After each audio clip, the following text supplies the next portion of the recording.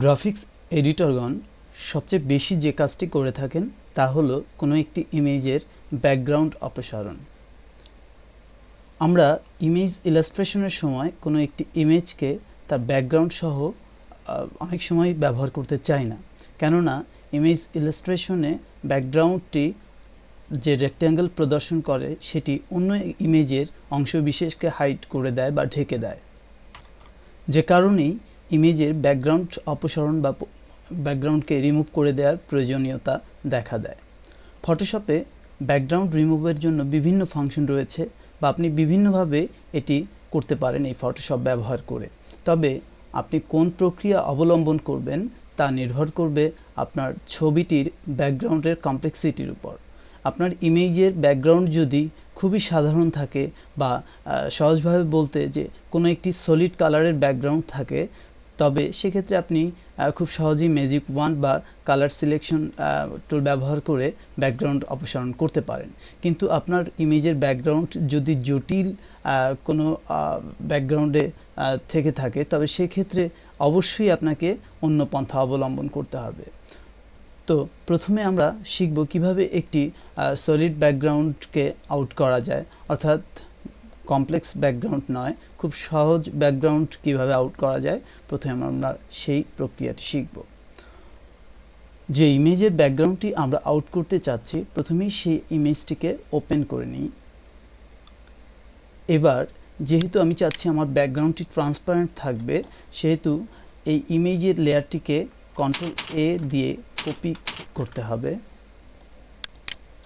এবার নতুন একটি ইমেজ নিতে হবে, কেননা কেবলমাত্র পিএইচডি, জিপ বা পিএনজি এই জাতীয় কিছু ফরম্যাট আছে যারা ট্রান্সপারেন্সি রিজার্ভ করতে পারে।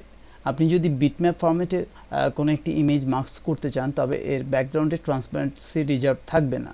যখন আপনি এটি সংরক্ষণ করবেন তখন এটি এর ব্যাকগ্রাউন্ড কালার দিয়ে ফিল হয়ে যাবে। সুতরাং আমরা একটি পিএইচডি ইমেজের মাধ্যমে প্রক্রিয়াটি দেখব।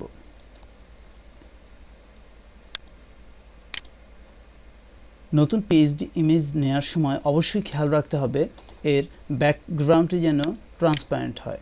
যদি আপনি ট্রান্সপারেন্ট ব্যাকগ্রাউন্ড না চান, তবে আপনি সাদা কালো ব্যাকগ্রাউন্ড বা অন্য যে কোনো কালারের ব্যাকগ্রাউন্ড নিতে পারেন। আমি এক্ষেত্রে একটি ট্রান্সপারেন্ট ব্যাকগ্রাউন্ড নেব এই কারণে যেন প্রক্রিয়াটি আপনাদের বুঝতে সুবিধা হয়।